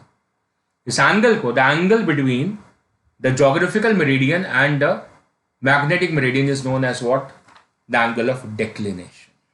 So this angle as you can see over here is defined as a angle of declination. अब जो भी सिंबल यूज करें, let's say we use a symbol over here as five use कर ले, five, या delta use कर ले, delta use कर ले। The symbols can be anything which you want to use. Theta use कर लो, any angle which you want to use. Angle of declination. What is an angle? Angle between the magnetic meridian and the geographical meridian is supposed to be defined as an angle of declination. So I am defining it. The angle of declination. That's a first element of Earth's magnetism. That's the first term we use for using making us comfortable with the Earth's magnetic field. That's the angle between the GM and MM. Simple enough. Geographical meridian and magnetic meridian. So the line passing through the geographical north pole and geographical south pole is known as a true meridian, which means that is your geographical meridian. And then you have the magnetic meridian, जिसमें compass point करता है. What does it mean? What does it mean? It means that when you are using a compass, your magnetic compass, तो उसका हम बोलते हैं, उसकी जो नीडल होती है वो नॉर्थ को पॉइंट करता है। तो कौन सा नॉर्थ? ज्योग्राफिकल नॉर्थ नहीं। कहाँ पॉइंट करता है? Magnetic north. इसका मतलब मैग्नेटिक कंपास किस वर्टिकल प्लेन में ओरिएंटेड है? तो अगर मैंने बोला कि यहाँ पे 2 वर्टिकल प्लेन्स हैं, इसको MM मान लेते हैं, इस वाले को, ये वाला जो है ये MM है और ये GM है, ये GM है। तो जो कंपास होगा उसकी नीडल इस पे पॉइंट करेगी, इस पे, क्योंकि ये क्या है? MM है, ये क्या है? GM है। ज्योग्राफिकल मेरिडियन से कोई लेना देनी नहीं है मैग्नेटिक प्रॉपर्टीज का, यहां पॉइंट करनी चाहिए। This is the direction in which the pointer has to point. The reason because this is suppose to be what? The magnetic meridian. So magnetic meridian में ट्रू नॉर्थ होता है। क्या बोलते हैं? True north. True north, right? So where it is found in magnetic meridian. So compass की reading कहां पर होती है? In the magnetic meridian. चलो, सो मैग्नेटिक मेरिडियन वाली बातों को समझते हैं। उसके लिए पहले हमारा मैग्नेटिक डिक्लिनेशन जो था वो आर्टिकल हमने कंप्लीट कर लिया दोबारा से। इस angle between the magnetic meridian and the true meridian. True meridian को हम ज्योग्राफिकल मेरिडियन भी बोल रहे हैं, है ना? अभी हमने पीछे देखा ट्रू मेरिडियन, ये, इसको हम क्या बोल रहे हैं? That is the same as a geographical meridian. So कई बार लैंग्वेज इधर उधर बदल जाती है। तो ज्योग्राफिकल मेरिडियन और मैग्नेटिक मेरिडियन के बीच का जो एंगल है उसको हम क्या बोलते हैं? That is a magnetic declination. अब हमारा जो आर्टिकल है वो होता है इंटरेस्टिंग यहाँ से, और हमारा आर्टिकल अब आता है एंगल ऑफ डिप पे। किस पे? डिप पे। अब डिप का मतलब आप क्या समझते हैं? डिप करना मतलब डिप करना, ऐसे करना, ऐसे ऐसे। अब आपको ये बात समझानी पड़ेगी। समझानी कैसे पड़ेगी? सुनिएगा ध्यान से। ये आपके क्या है, वर्टिकल प्लेन्स हैं। यहां से बात को ध्यान से समझिएगा, ज़्यादा मुश्किल नहीं है, पर समझना तो पड़ेगा। ये आपका क्या है, ये वाला वर्टिकल प्लेन है और ये वर्टिकल प्लेन, दोनों वर्टिकल प्लेन है। इनके बीच में ये जो एंगल है, ये एंगल आप हॉरिजॉन्टली नाप रहे हो ऐसे ऐसे, ये जो एंगल है, ये दोनों प्लेन्स कैसे हैं, वर्टिकल, और ये एंगल जो है उनके बीच में ये वाला, वो क्या है, डिक्लिनेशन एंगल हो गया। डन है, जो बिल्कुल डन है। अब आपको मिल गया, ये है। अब आपका ज्योग्राफिकल मेरिडियन का कोई काम नहीं है। तो एंगल ऑफ डिक्लिनेशन का बेसिकली यूज क्या है कि आपको जीएम से में ले आए। आपके पास ज्योग्राफिकल मैप्स होते हैं, आपको ज्योग्राफिकल बिहेवियर पता है ना, पता है। अब आपको एक्चुअली मैग्नेटिक प्रॉपर्टीज पढ़नी है, तो आपको में आना है, क्योंकि अर्थ की जितनी मैग्नेटिक बिहेवियर है वो आपको में मिलेगा, मैग्नेटिक मेरिडियन में मिलेगा, ज्योग्राफिकल मेरिडियन में नहीं मिलेगा। तो आपको कोई ये तो बताए ना कि जीएम से कितनी दूर है, कहां है। तो वो काम किसका है, मैग्नेटिक डिक्लिनेशन का, डिक्लिनेशन एंगल का, कि वो आपको बताता है कि जीएम से इतनी दूर आपका है। तब आपको ये जीएम था, ये वाला जीएम था, और ये क्या था, था। तो आपने इतना मूव करा एंगुलर डिक्लिनेशन, अब आप कहां पहुंच गए, हम पहुंच गए में। अब आप करेक्ट जगह पहुंच गए, में पहुंच गए। दैट्स अ वर्टिकल प्लेन जिसके अंदर आपको अर्थ की मैग्नेटिक प्रॉपर्टीज को पढ़ना है, जीएम में नहीं पढ़ना है, में पढ़ना है। तो एंगुलर डिक्लिनेशन आपको बस ये बताता है कि जीएम से में कितने डिग्री का फर्क है, क्या कि आप में पहुंच जाए। और में आप प्रॉपर्टीज पढ़ेंगे। अब आप देखेंगे कि आपके पास से फ्रीली सस्पेंडेड मैग्नेट है। फ्रीली सस्पेंडेड मैग्नेट को आपने रखा तो क्या करेगा, टिल्ट कर जाता है। इट टिल्ट्स, वो टिल्ट कर गया मतलब इस प्लेन में नीचे को डिप कर गया, इस प्लेन में नीचे को डिप कर जाएगा, ऐसे डिप कर जाएगा, ऐसे इसी प्लेन के अंदर। अब ये ऐसे नहीं है एंगल, ये वाला एंगल क्या था, एंगल ऑफ डिक्लिनेशन, जो कि जीएम और के बीच में था। अब ये जो फ्रीली सस्पेंडेड मैग्नेट होगा वो इस प्लेन में नीचे डिप कर जाएगा, ऐसे इधर नीचे को डिप कर जाएगा, एक्सप्लेनिंग किस डायरेक्शन में अर्थ की रिजल्टेंट फील्ड है, किसमें, इस प्लेन में। ये प्लेन कौन सा, है। सो अर्थ की रिजल्टेंट मैग्नेटिक फील्ड को स्टडी किस में करते हैं, में स्टडी करते हैं, इन द मैग्नेटिक मेरिडियन। तो ज्योग्राफिकल मेरिडियन बेसिकली हमको में लाके पटक देता है। समझ आ रही है, बिल्कुल समझ में आ रही है। तो how do we write the angle of declination, how do we use it. ये दो तरीके से देखा जाता है, दो तरीके से देखा जाता है, मतलब बहुत ईजी है। ये आपका है, जैसे व्हाट, मैग्नेटिक मेरिडियन ऊपर से देख रहे हैं, कहां से, टॉप व्यू से, टॉप व्यू से। तो ज्योग्राफिकल मेरिडियन या तो इसके लेफ्ट पे होगा या तो राइट पे होगा। समझ आ रही है बात आपको। अगर ये आपका है, अब मेरा रेफरेंस बदल गया, मेरा रेफरेंस जीएम नहीं है, है। अगर ये आपका है तो ज्योग्राफिकल मेरिडियन या तो यहां होगा या तो यहां होगा, है कि नहीं है। और अगर आप उसको रिवर्स कर देते हो, आप बोलते हो मुझे ज्योग्राफी पहले से पता है, तो ये आपका ज्योग्राफिकल मेरिडियन है, तो मैग्नेटिक मेरिडियन की दो लोकेशन हो सकती है, या तो यहां होगा या तो यहां होगा। भाई उससे एंगल पे टिल्टेड है ना, एंगल पे तो टिल्टेड है, तो या तो इधर या तो उधर होगा। समझ आ रही है। पर आपको कंपस यूज करना है, क्या यूज करना है, कंपस। सो कंपस अगर आपको यूज करना है, सो कंपस किस प्लेन में यूज होता है, इन द तो ये जो प्लेन हमने बनाया ये क्या है, तो इसमें कंपस यूज होगा, मतलब ये डायरेक्शन जो होगा that is for the magnetic north, because the needle of the compass points towards the magnetic north. और वो कहां पर होगा, में। तो बाकी दूसरा जो वर्टिकल प्लेन है वो कौन सा होगा, ज्योग्राफिकल मेरिडियन। तो इसको टॉप व्यू से देख लो। तो अगर मैं इसको टॉप व्यू से देख रहा हूं तो ये वो लाइन है जो कि मैं बना रहा हूं, which is the magnetic meridian. कहां पर होगी, that is towards the magnetic north. तो ये डायरेक्शन क्या है, ईस्ट, और ये डायरेक्शन क्या है, वेस्ट। तो ज्योग्राफिकल मेरिडियन या तो इधर होगा या तो ज्योग्राफिकल मेरिडियन यहां इधर होगा। ये ऊपर से देखने पे, अगर मैं इसको ऊपर से देखता हूं तो समझ आ रही है। अगर ये है तो ज्योग्राफिकल मेरिडियन या तो इधर है, और ये अगर है तो या तो ज्योग्राफिकल मेरिडियन इधर है, क्योंकि बीच का एंगल कितना है, डेल्टा।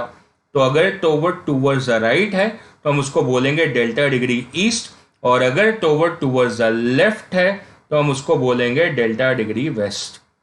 तो डेल्टा डिग्री ईस्ट और वेस्ट किसके रिस्पेक्ट में, with respect to the magnetic north. Where is a magnetic north that lies in the और वहीं पे कंपस की नीडल पॉइंट करती है, दैट इज इन द और कहां पे? मैग्नेटिक नॉर्थ की तरफ। कंपस की नीडल कैसे पॉइंट करेगी? हॉरिजॉन्टल। किस तरफ? मैग्नेटिक नॉर्थ की तरफ। मैग्नेटिक नॉर्थ किस में होता है? In the magnetic meridian. Simple. That's what is the use of the declination. And now we enter into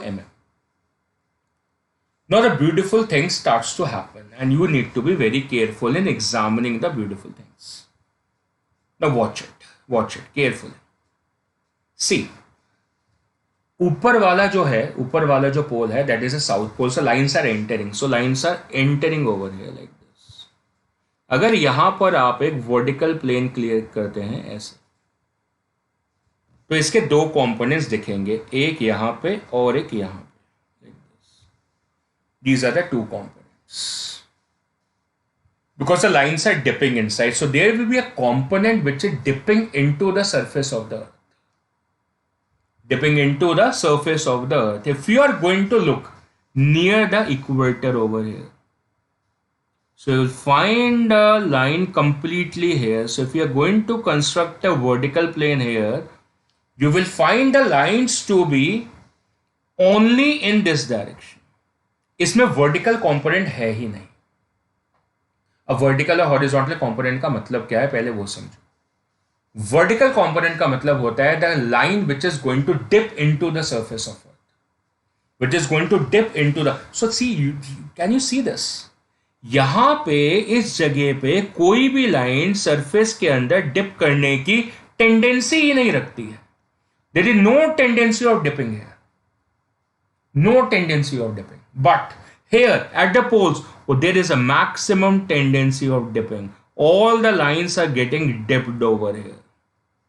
If you consider this direction perfectly here, it is completely dipping. So there is a maximum dip condition over here. और यहां पे dipping की tendency नहीं है, so this is suppose to be the position of the minimum dip. ये तो पहला logic है, कोई फॉर्मूला नहीं बना है। तो डिप बेसिकली एक्सप्लेन करता है कि कितनी लाइंस की उम्मीद है अर्थ के अंदर डिप करने की, मतलब अर्थ के परपेंडिकुलर होने की। एक जो कंपोनेंट हो गया दैट इज, मतलब लाइन का कंटूर अगर ऐसे है, ऐसे है, ऐसे, तो टेंजेंट ऐसे बनाओगे, इसके दो कंपोनेंट बनेंगे, एक इधर और एक इधर। तो ये dipping away from the surface of earth है, dipping away from the surface of, और ये क्या है? Parallel to the surface of earth. आप जहां पर उसके पैरेलल है उसको हम क्या बोलते हैं? The horizontal component. तो what is horizontal component? Understand what is horizontal component? Horizontal component का मतलब है the component which is supposed to be tangential to the surface of earth.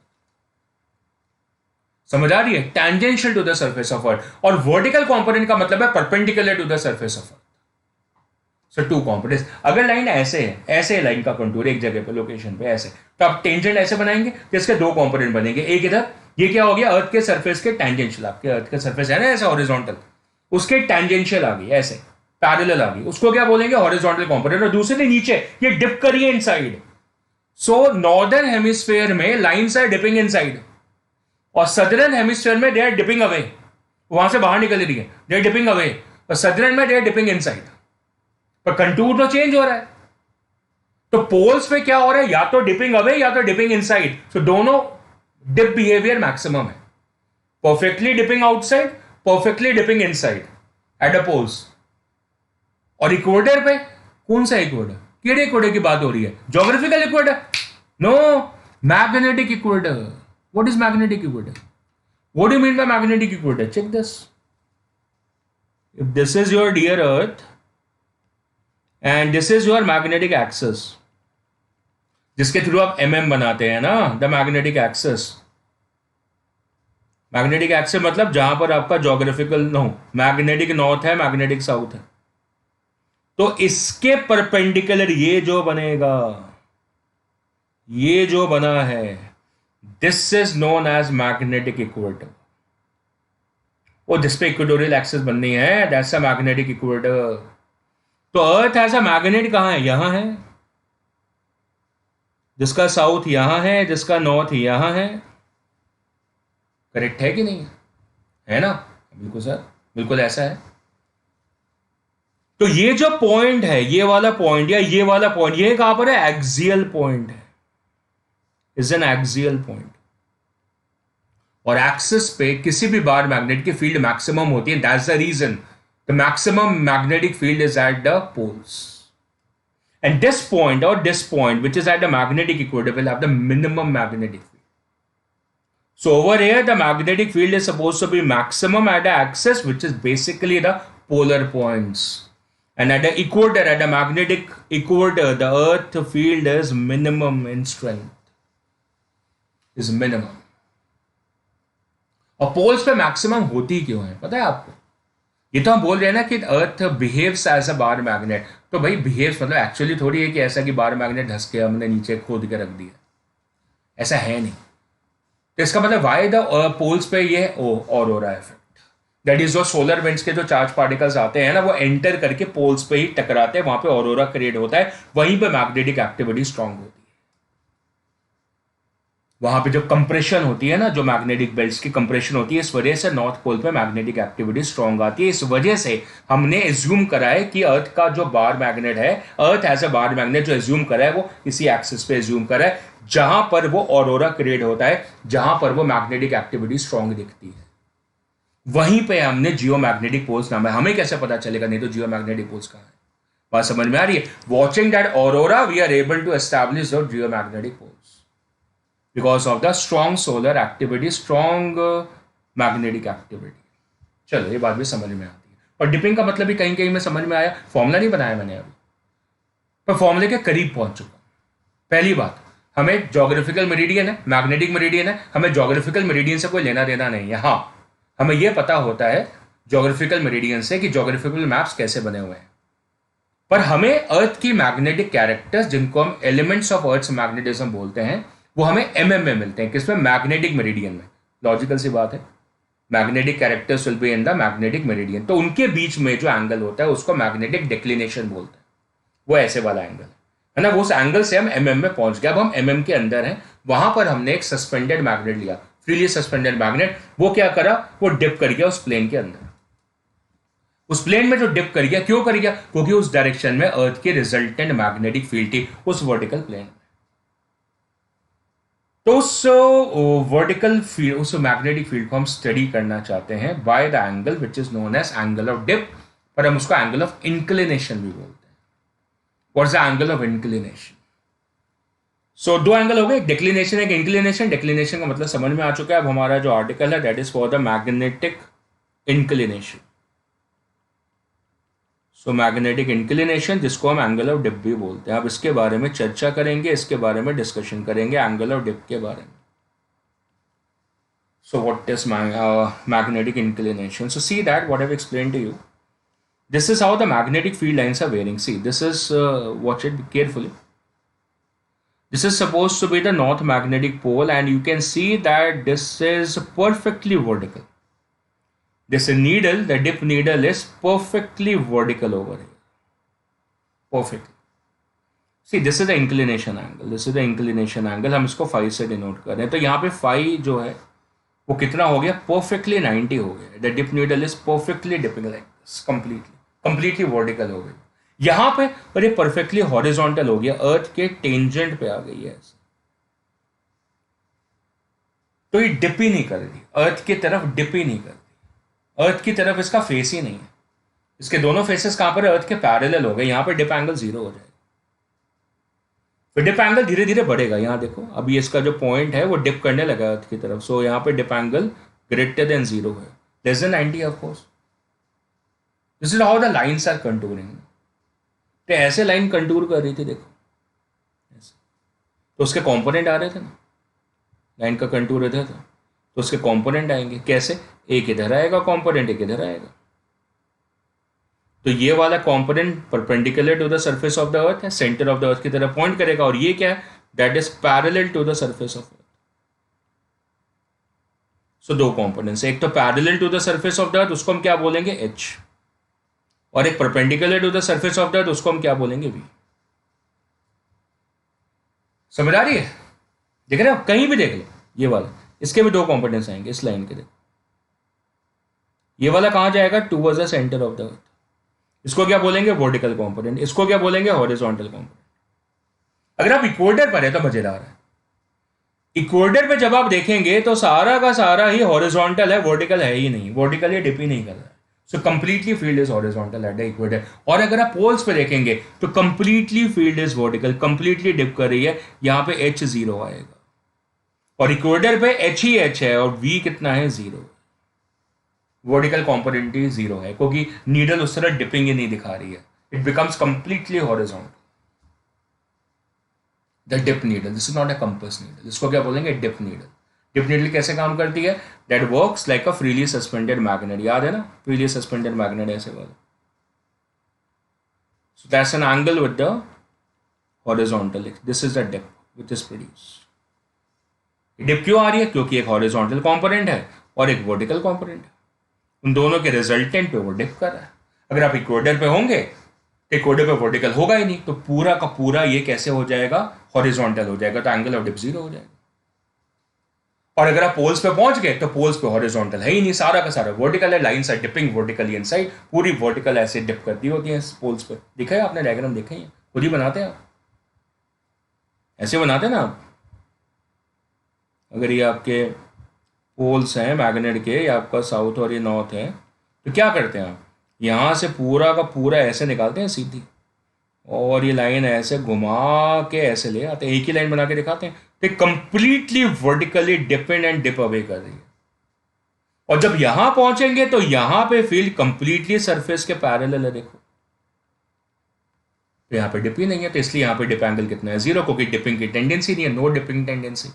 और completely field parallel to the surface है तो H है, और net field जो होगी वो एच के बराबर होगी, क्योंकि वर्टिकल कंपोनेंट ही नहीं आ रहा, कोई कंपोनेंट डिप करने को तैयार ही नहीं है यहां पे, क्योंकि फील्ड लाइन का कंटूर ही वैसे है। और जब पोल्स पे पहुंच रहे हैं तो पूरी की पूरी लाइन डिप कर रही है parallel to the earth surface. Parallel to earth surface को कंपोनेंट ही नहीं मिल रहा, पूरा परपेंडिकुलर डिप कर रही है, तो यहाँ पे हॉरिजॉन्टल कंपोनेंट जीरो है और वर्टिकली वर्टिकल है, नेट फील्ड वर्टिकल के बराबर है।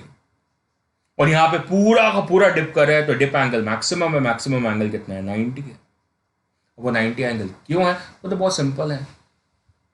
ये पूरी की पूरी ये जो पॉइंटर है इसका, वो कहाँ चला जाएगा? वर्टिकल पे चला जाएगा। वर्टिकल पे तो वर्टिकल पे चला गया, मान लो ये कि पूरा का पूरा ये ऐसे डिप कर गया, ऐसे ऐसे चला गया ना पॉइंटर पूरा ऐसे, तो हॉरिजॉन्टल के साथ में एंगल कितना हो गया? 90 बन गया।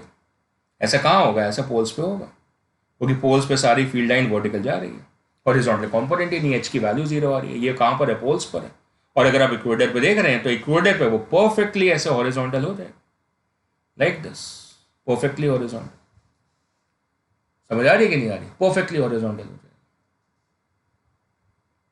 ठीक है, समझ आ रही है? बिल्कुल समझ आ रही है। इस परफेक्टली हॉरिजॉन्टल, और ये एंगल कितना हो गया? फाई की वैल्यू जीरो हो गई। वर्टिकल कितना है? जीरो है। परफेक्टली फील्ड कितनी है? हॉरिजॉन्टल है। ये कहां पर हो रहा है? इक्वेटर पे हो रहा है। एक और बात, हम क्या बोलते हैं, ये डायरेक्शन हमेशा मैग्नेटिक नॉर्थ हो। This direction has to be what? The magnetic north. The earth magnetic field points towards the north.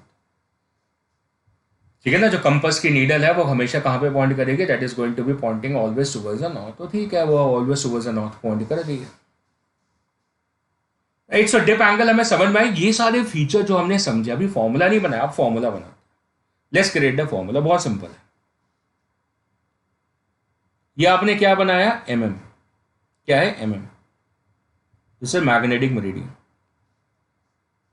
The instrument हम यूज करते हैं for finding the angle of dip is known as a dip circle. और dip circle के अंदर होता है क्या? यही होता है, यही होता है। This is basically a vertical scale over here which is mounted, and there is a needle at the center which dips, it dips like this, needle होती है ना? So this is a needle which dips with respect to the object. It's a vertical plane and needle, और इस angle को क्या बोलेंगे? Angular dip बोलेंगे। Completely vertical भी हो सकता है ऐसे, जहां पर आप रखेंगे उस हिसाब से। So that's your dip circle. Right, so magnetic meridian के अंदर क्या होगा कि ये जो फ्रीली सस्पेंडेड मैग्नेट होता है वो क्या होगा? वो डिप कर गया, जबकि जो कंपस नीडल होगी, ये क्या है? Dip needle. This is a dip needle, this is a dip needle, right, just dipping inside. This is a dip needle. And ये क्या है, कंपस नीडल है. This is a compass needle. So where does a compass needle points? Compass needle points towards a magnetic north. ये dip needle है. सो ये जो angle created है, ये एंगल क्या है? That is angle of dip phi, the needle angle through which it dips. So phi is suppose to be defined as a angle of dip. Now resultant field कहां पर होगी? यहां पर होगी, क्योंकि वहां पे फ्रीली सस्पेंडेड मैग्नेट है ना. दैट्स लाइक अ मैग्नेट जो कि अर्थ के रिजल्टेंट फील्ड पे सेट हो गया. Torque equal to M cross B की वजह से सेट हो गया. अब इसका एक कंपोनेंट आएगा यहाँ पे, कितना? B cos phi. इसको हम क्या बोलते हैं? The horizontal component. और दूसरा कंपोनेंट यहां पर आएगा, वो कितना है? B sine phi. इसको हम क्या बोलते हैं? That is a vertical component. There is a horizontal component, there is a vertical component. So we have H as equal to B cos phi and we have V as equal to B sine phi. So दोनों को divide कर लेते हैं. So will get sine phi upon cos phi, B cancel out हो जाएगा, is equal to v upon h. So therefore tan of phi, that becomes equal to v upon h. So therefore the phi is supposed to be tan inverse of v upon h. That's your angle of dip. And if we square and add both these equations, so we'll get h square plus v square is equal to b square into sin square phi plus cos square phi. That's quite evident कि जो resultant field है that is equal to root of H square plus V square. काफी simple है, वो तो vectors है. H और we के बीच का एंगल कितना है? 90. Now comes analysis that what happens at the poles and what happens at the equator. So what is happening at the poles is that the lines are completely dipping inside. इसका मतलब vertical component तो है, but the horizontal component is suppose to be zero. v is not zero but h is zero. कहां पे? Poles पे. Poles पे सारी lines vertically dip कर रही हैं. So we have the horizontal zero. Horizontal किससे मिलता है? हॉरिजॉन्टल मिलता है बी कॉस फाई से. So we have B cos phi as equal to zero. So that means that the cos of phi is equal to zero. That's the derivation that the phi becomes equal to 90 degrees. So we have the maximum angle of dip. Where? वो तो हमने पहले ही देख लिया था. Dip का मतलब ही समझ लिया कि टेंडेंसी टू डिप इनसाइड, और there is a maximum tendency because the lines are completely vertical at the poles. Phi is 90, and so when we check v, that is equal to b sin phi, और phi कितना है? 90, so that is sin 90. So therefore the net field is supposed to be equal to vertical, क्योंकि horizontal वैसे ही zero है. And when you're checking at the equator, तो equator पे vertical component zero है और सारी की सारी फील्ड ही हॉरिजॉन्टल है. It's almost parallel, it's not almost, it's exactly parallel to the earth's surface. सो अगर v जीरो है तो v का एक्सप्रेशन क्या था? देखो ऊपर, v was b sin phi. So we produce b sin phi as equal to 0. It explains sin of phi is 0. So therefore the angle of dip is 0. So that's the minimum angle of dip. That's a minimum dip angle that is equal to 0. So phi is 0. So we have the horizontal component as equal to b cos phi. So cos phi कितना? 0. So that's b cos 0. So therefore the net field is equal to the h. Can we issue two statement? दो statement लिख सकते हैं, देखना ध्यान से. Earth always has a vertical component. क्या बोले? Always have a horizontal component, not vertical. Always has a horizontal component except at poles. Poles पे नहीं है, बाकी सब जगह होता है. And a similar statement can be issued that the earth always, earth's magnetic field, of course, magnetic field of the earth, the magnetic field of the earth always has a vertical component except at the poles. Pretty fine. So we have got the angular dip also. अब angular declination, angular dip दो अलग अलग चीज़ें हैं, दोनों को हम देख लेते हैं फिलहाल के तौर पे इस डायग्राम से. ये तो हमें समझ में आ गया, एंगुलर डिप है जिसको हमने 5 बोला.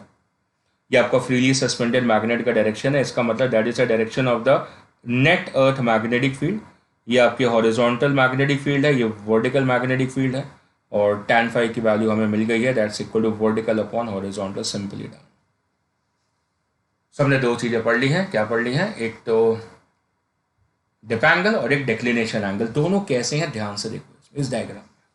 ये डायग्राम आपको दिखाएगा, क्या दिखाएगा, see this is a geographical not and this is a magnetic not. तो ये जो प्लेन है, कौन सा प्लेन, ये वाला जो प्लेन है, ये वाला, दिस वन, दिस प्लेन दिख रहा है, plane, vertical plane.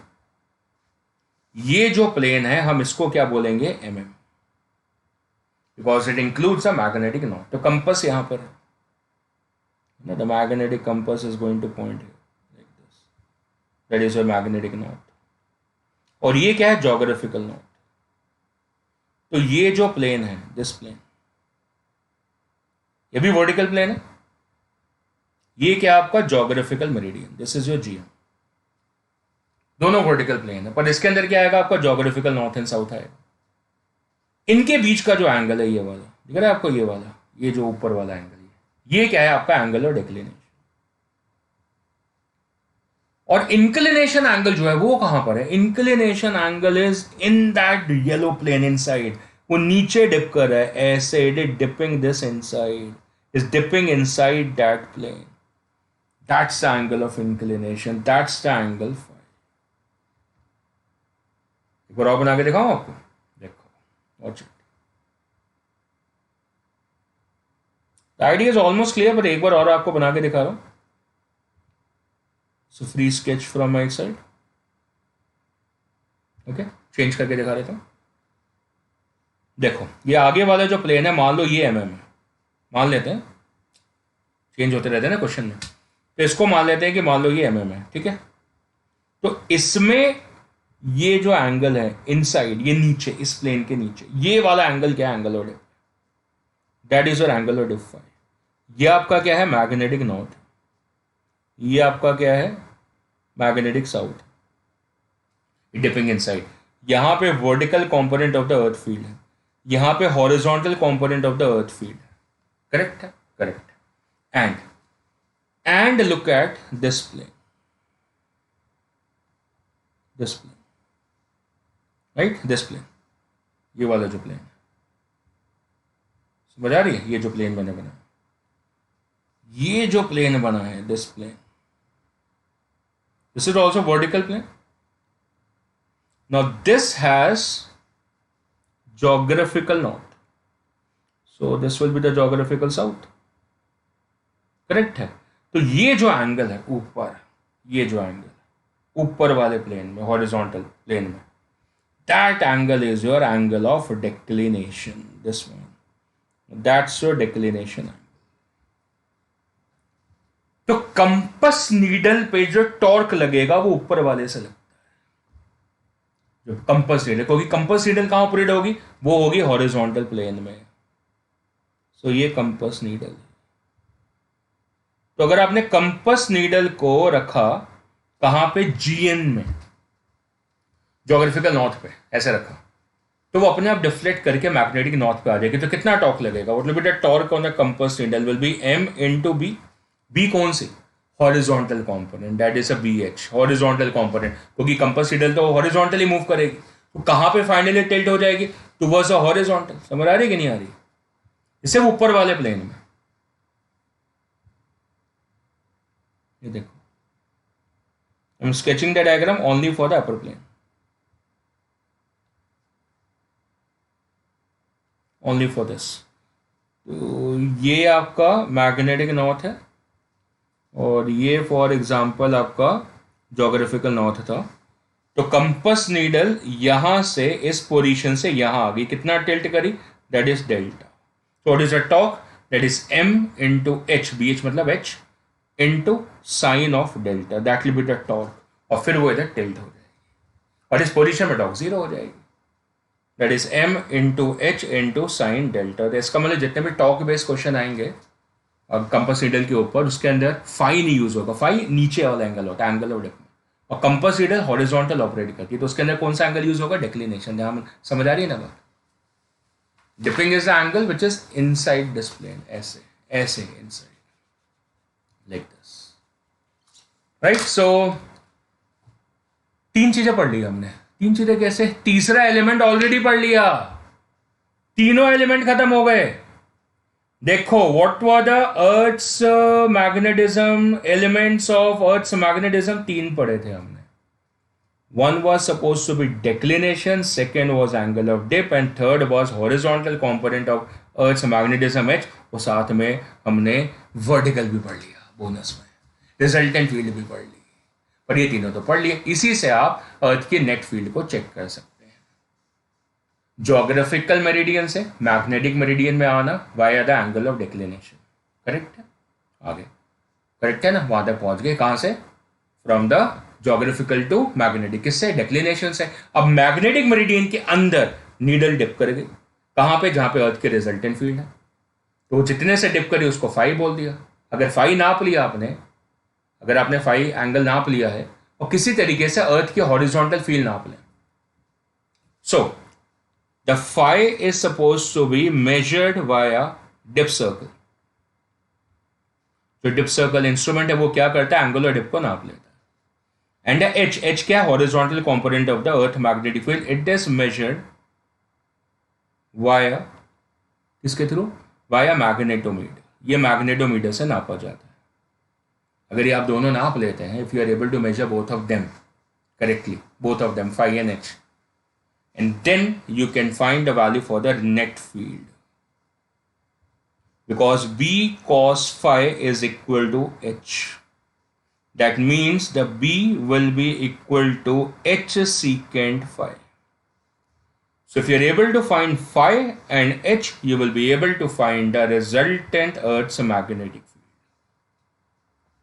So that's how the theory goes. So these are the two important divides. So बीच में ये सारी orientations के लिए आपको compass की जरूरत पड़ती है. Compass basically points towards a true north. That is a true magnetic north. Right, so that was a today's lecture about Abhi Tak Ka. The lecture is still going to be in the part 2 also. The part 2 of the lecture is also coming up, in which we will focus upon how to find a true magnetic meridian at a location. True magnetic meridian. धोखा भी लग सकता है आपको, धोखा भी लग सकता है. कैसे धोखा लगेगा वो हम समझेंगे नेक्स्ट लेक्चर में. राइट, सो अभी जो एंगल हमने पढ़ा है उसको हम बोलते हैं true angle of depth. If you are in the true magnetic meridian, there is an apparent meridian also. कई बार रीडिंग्स के अंदर गड़बड़ आती है, तो गलत रीडिंग्स में से सही रीडिंग कैसे ढूंढनी है वो हम नेक्स्ट लेक्चर में समझेंगे. What did we learn in today's lecture was that the earth behavior as a magnet. So some salient points to finish off the lecture.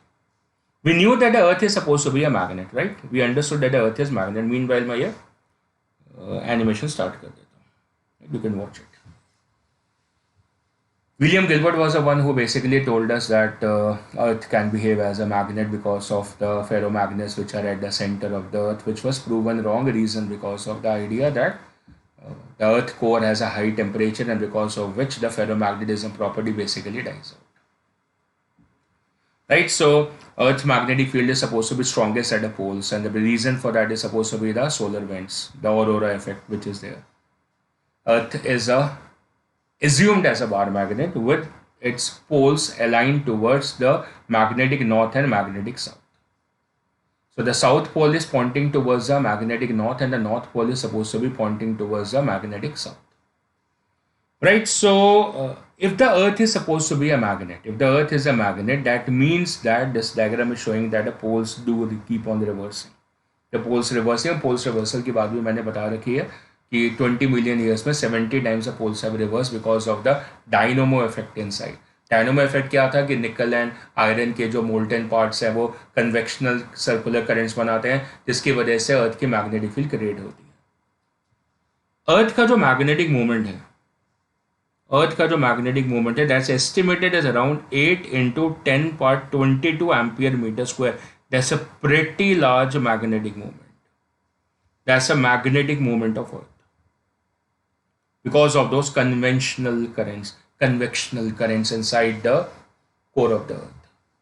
That's a magnetic moment of Earth. It's pretty high. If you do remember the magnetic moment of the electron, if you do remember, you calculated 9.27 into 10 power minus 24 ampere meter square. You can imagine how many ions are going to circulate in the same sense to generate this idea. one electron can produce only this one. The charges are basically made up of electrons. So how many such electrons, ionic density will be there? So that's the importance of the ionosphere also. Ionosphere means, see this. Earth rotates about its own axis like this. Let's say this axis. As it is rotating about this axis, watch it. So let. I'll just mark off the video and then we will watch it. Okay. Okay. Just a second. It will appear. Now you are able to see. Now you're able to see that the Earth is supposed to rotate, let's say, about this axis. Okay. What we have said is that, what you have said is, oh, it's not appearing. There is a lag over there. A slight lag. Just wait. What's the lag? So I can explain like that also. While the lag, there will be a lag, still it will be a lag. When I'm going to write, there will be a lag again. Let me try once, otherwise I will explain like that. So it is, yes, it is coming now. Okay, so let's say the Earth core is rotating like this. So there are the circular currents over here, because of it there is a magnetic moment. Right, so there is supposed to be the magnetic moment over here. Let's say that's the direction of the magnetic moment, for example. Because we have assumed that the south of the assumed magnet is here and the north of the assumed magnet is here. So the magnetic moment should be from the south to north. So at the far reaches of the magnetosphere, there is supposed to be the layer which is known as the magnetosphere and ionosphere. So ionosphere mein there are ions. So those ions will also rotate along with the axis of Earth. So as they also rotate in the upper parts of the atmosphere, they generate the extra magnetic moment. And that extra magnetic moment, they will be rotating here also. That will generate the extra magnetic field. So hence the region of the Earth's magnetic field is going to extend it. So tens of thousands kilometers. Because of that, वो centre वाली field तो surface पे ही आके week हो जाती है. तो वही वाली फील्ड फार रीचेस पे कैसे आपको मैग्नेटिज्म प्रोवाइड करेगी और मैग्नेटिक शील्ड कैसे बनेगी. Right, so there are extra ions in the ionosphere region which keep on circulating, adding to the extra currents, adding to the extra magnetic moment. Earth magnetic moment is very strong. In certain terms, we assume that the length of the bar magnet, which we assume, हम assume करते हैं ना कि Earth is a bar magnet, तो हम assume करते हैं कि उस magnet का center Earth के center से coincide करता है. It coincides with the center. And the length of this is approximated as r by 5, the 1/5 of the radius of Earth. While the magnetic moment is so large, and because of the effect, magnetic moment की value बता दी मैंने, that is equal to 8 into 10 power 22 ampere meter square. This is approximated as around 10 power 23 ampere meter square. And the magnetic field extends up to 5 times the radius of Earth. That's an interesting fact. And at the surface of the Earth, we have already seen that the values are between 0.25 Gauss to 0.65 Gauss.